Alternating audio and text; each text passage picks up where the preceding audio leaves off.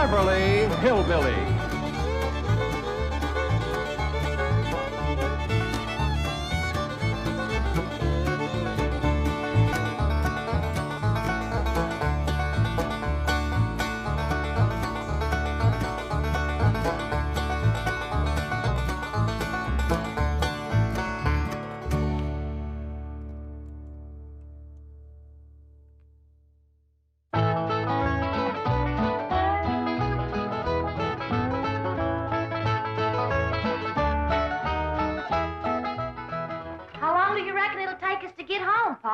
Jethro figures about 6 days, hard driving.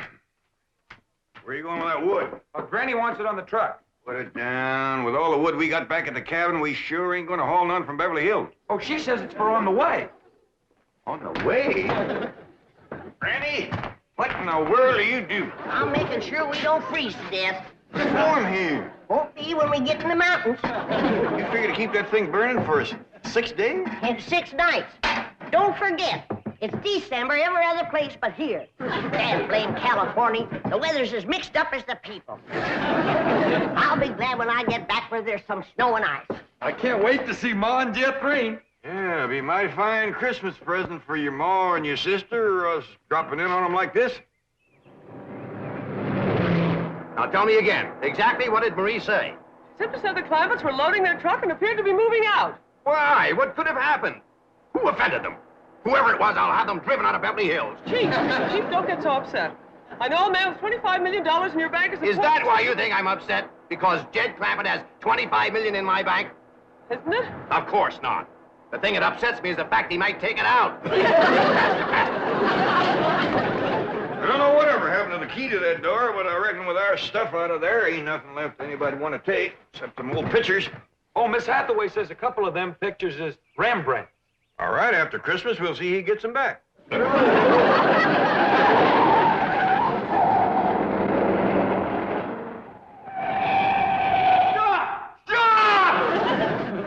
are you going? Going home. What? Oh, please, you can't go away and leave me like this. All right, climb on. I reckon we got room for you. Oh, my heavens, we caught you before you left. Granny, is there room for 2 back there? Yeah, if they want to squat next to the stove. No, we don't want to go with you. We want you to stay here. We'll be back after Christmas. Well, Mr. Clampett, if you want to go home for Christmas, let me make the arrangements. I'll have you there tonight. Nice.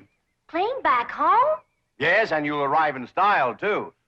Well, Miss Hathaway, I think Granny and Ellie May should have mink coats for the trip, don't you? Of course. Well, let's go take care of it, and the reservations, too. Mr. Clampett, you start unloading the truck and leave everything to us. You'll be home in 5 or 6 hours on the jet. What's a jet, Pa? I don't know, bus or jitney, I reckon. Get us here tonight? You heard what he said. Well, that will be a surprise to Pearl. Uncle Jed, it took us 6 days to get out of here. How are we going to get back home in 5 or 6 hours? That bus driver must know a doozy of a shortcut.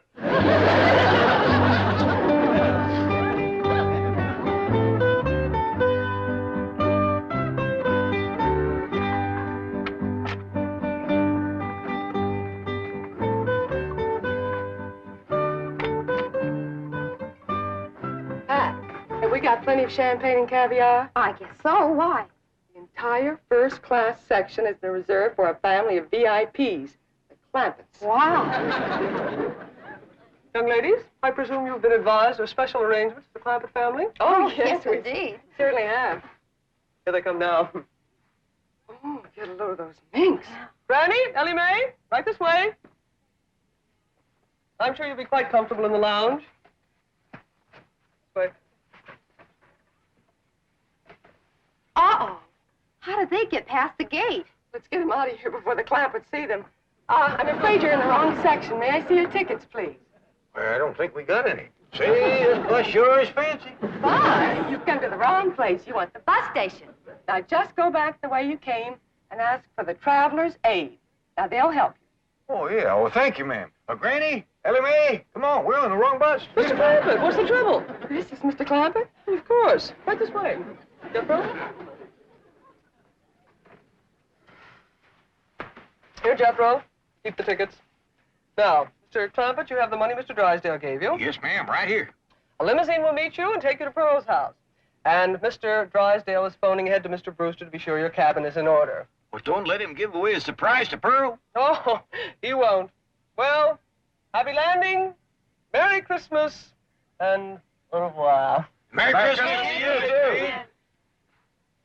And Jethro, here's something for you if you promise to bring it back to me.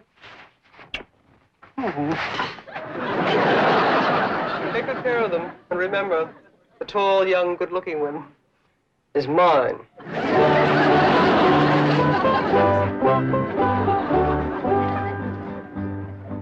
May I have your coat? My coat? Please. Well, it's brand spanking new. Oh, I'll take good care of it. Well, it's Christmas. I got my rheumatism medicine to keep me warm. You can have it. Coat, please. Should I, Paul? Well, I reckon not.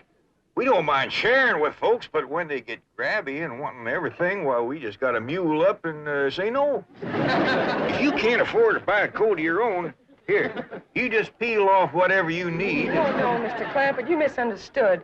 We just want to hang the coats up. We don't want you to give them to us. Oh, well, that's very neighborly of you. Thank you very much. Sure.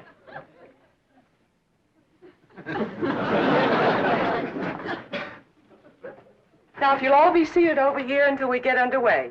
Come on, go.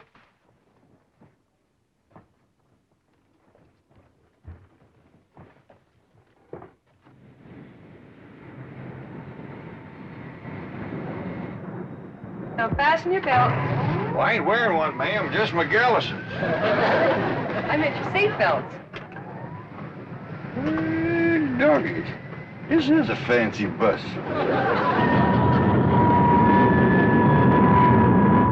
Looks like the bus is commencing to pull out.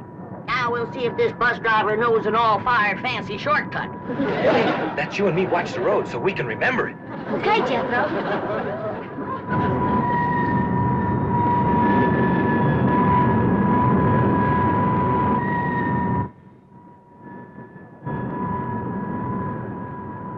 If you ask me, this bus driver of ours is lost.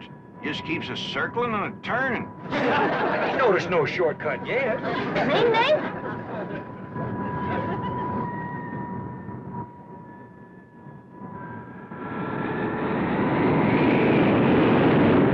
Listen to him erasing that engine. Yeah, but the wheels must be spinning in the mud. We ain't moving.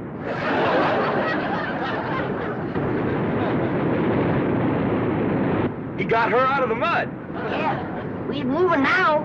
Lickety split, too. My doggies, if he gets to going much faster, this thing is gonna leave the ground.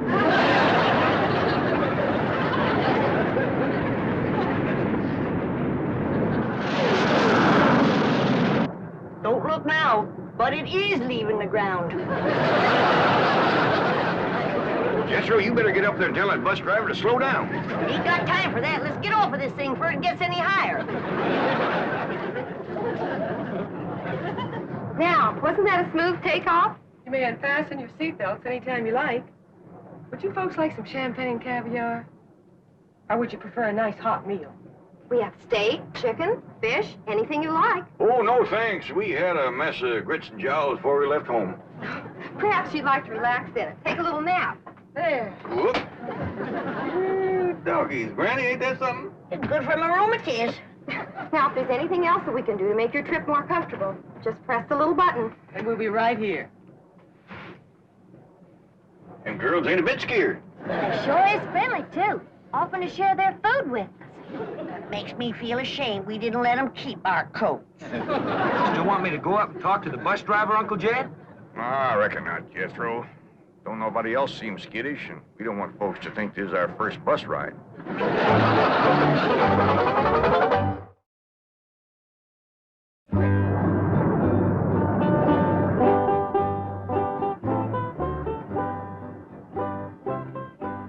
Jed, Yeah, Granny?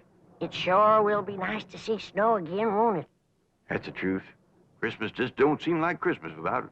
And Pearl's house is all especial pretty in the snow. She sure is going to be surprised when we all come tromping in there tonight.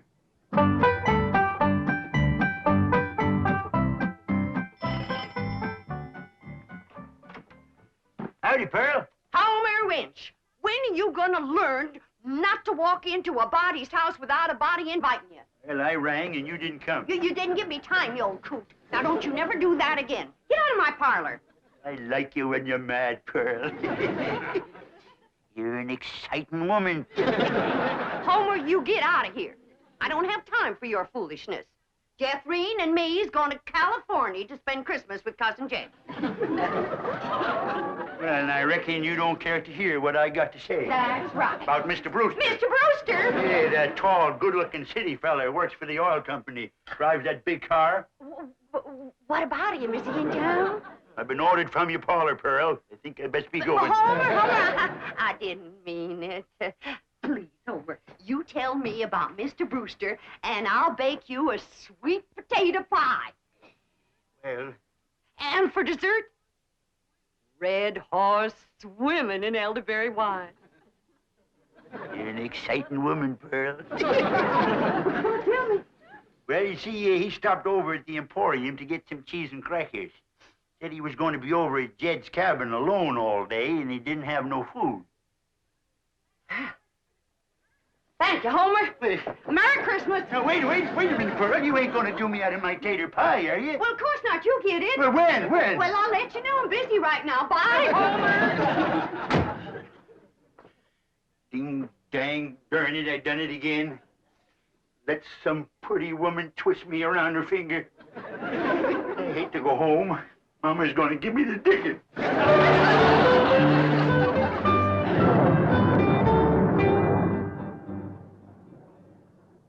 Jed, Hey, Granny. I just had a terrible thought. What's that? Suppose we get to Pearl's house and she ain't there. Where would she be? Out chasing that Brewster fella, that's where. Ah, she ain't likely to catch him in her horse and buggy. Whoa, Bessie.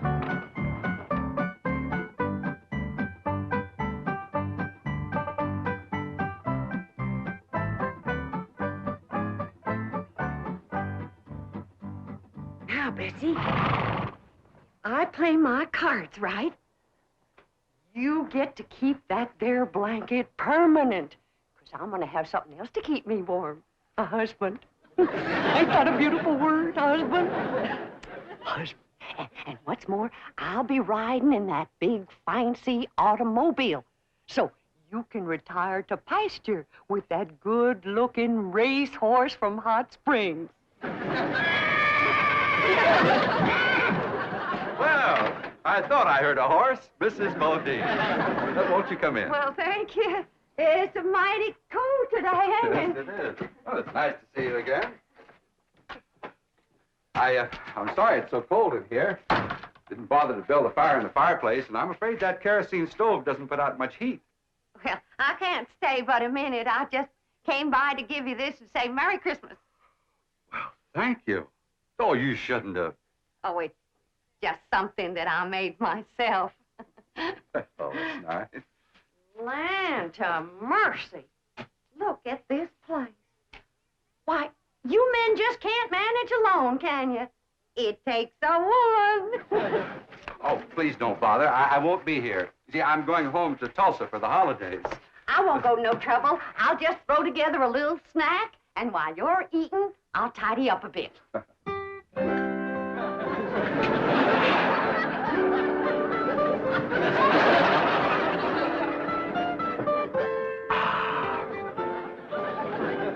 This is the most fantastic miracle I've ever seen. The way you produced this banquet right out of thin air. Ham, fried chicken, roast pork, and this delicious sweet potato pie. That's my own special recipe. Here, wash it down with some red horse and elderberry juice.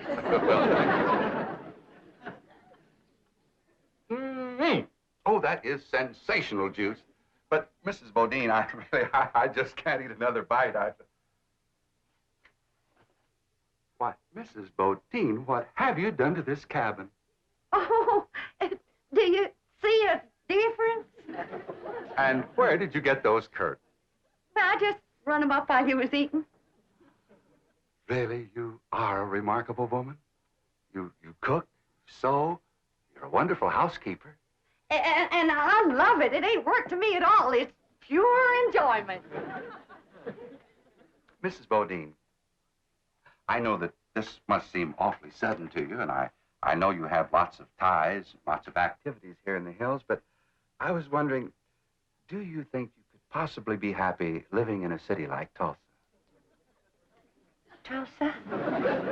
That's where you live, ain't it? Yes, I have a very nice home there, but frankly, it needs you, and I think Mother will agree. You want me to meet your mother? Well, actually, it isn't necessary, and I know Mother will approve my choice. You don't have to give me your answer immediately. You just think it over. Yes, that's my answer. Yes. But we haven't even discussed money. I'll give you every cent I make. Mrs. Bodine, as my housekeeper, I will be paying you. Housekeeper. That would carry for Mother. Coincidentally, Mother's just going to love this elderberry juice. What's the matter? Did I do something? You sure did.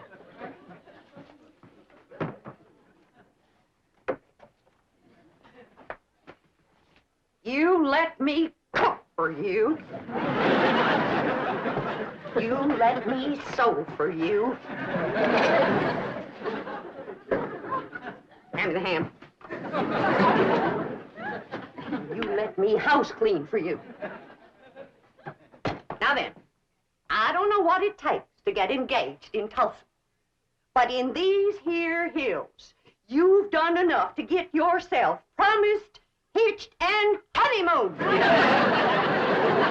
Really, Mrs. Bodine, I didn't mean to. I'm going to Beverly Hills to spend Christmas with my cousin Jed. And when I tell him what you done, he ain't gonna take kindly to it. What, Mrs. Bodine? I give you my word that You give me my hand-knit socks. Your feet can't get no colder than they are right now.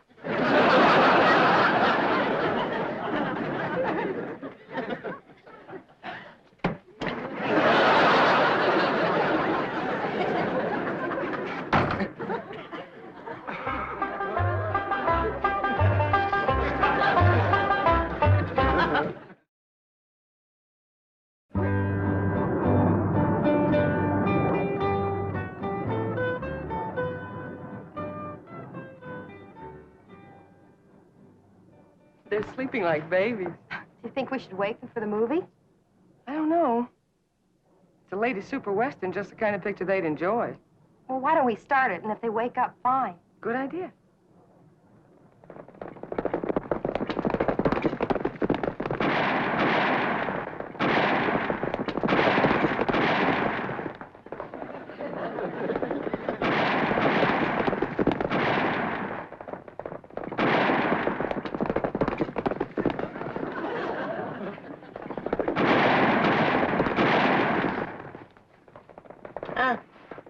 What? We's back on the ground. Good. Look through that front window. We's chasing some fellas. They shooting at us. Exciting, isn't it? You did it! You was right in the line of fire. What's going on? Whatever it is, I'm getting in on it.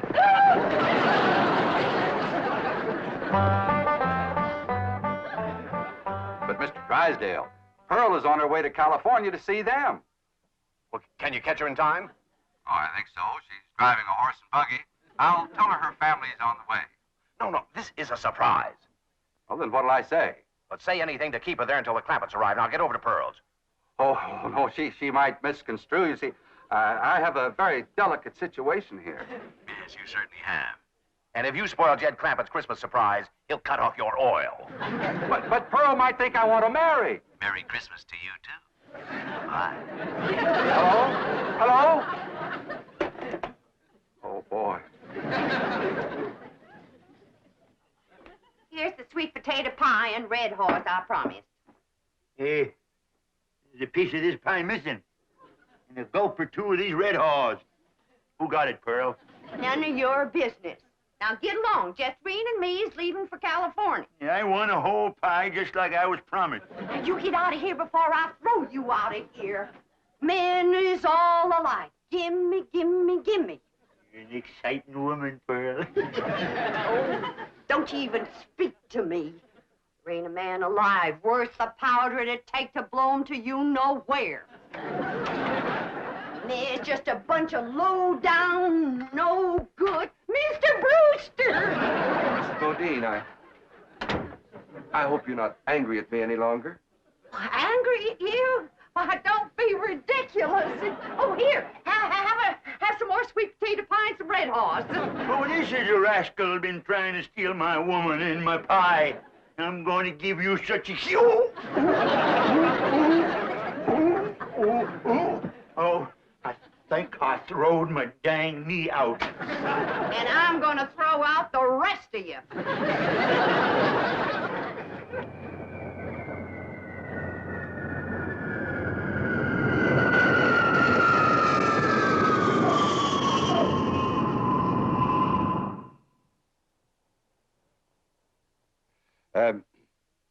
You see, in my business, what I mean to say is that I'm away from home a lot. And, well, I think that a husband should, that is, what I mean to say is that, in my opinion, could I have another slug of that elderberry juice? No, you cannot. Now then, I've been sitting here for 3 solid hours listening to you, and you have yet to say one word that a widow woman could get her teeth into. Jethro, bring the suitcases. Oh, please don't go. I ain't listening to one more word you got to say lest you say it on your knees. Don't come in yet, Jethro. Say it. Please don't go. You are the slipperiest man that ever lived. Come on, Jethro. You get out of my parlor and you stay out. You want me to throw him out, Ma? He can walk. Homer Winch, is that you again? No, Pearl, it's us.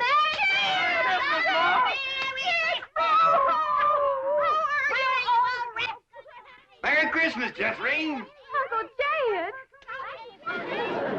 Why, you have grew... Mr. Brewster, what are you doing? Mr. Clampett, if you'd been just 1 second later, I'd have been engaged to your cousin Pearl. Go back out, everybody! Please, Mr. Clampett!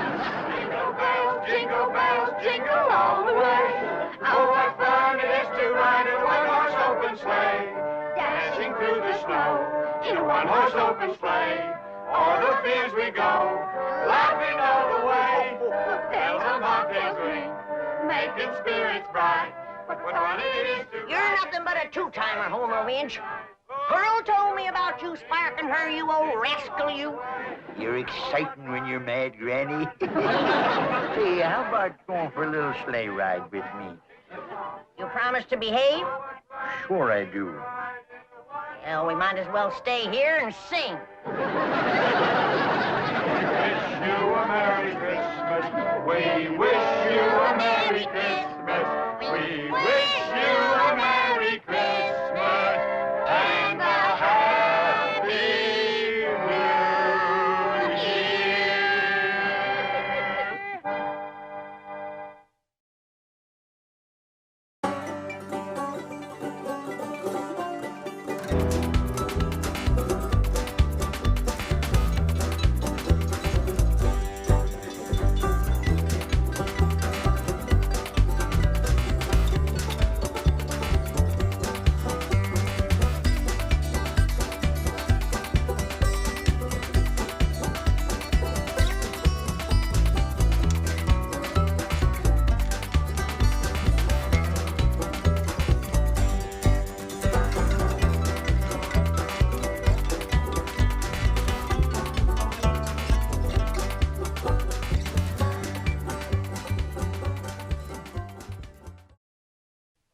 This has been a Filmways presentation.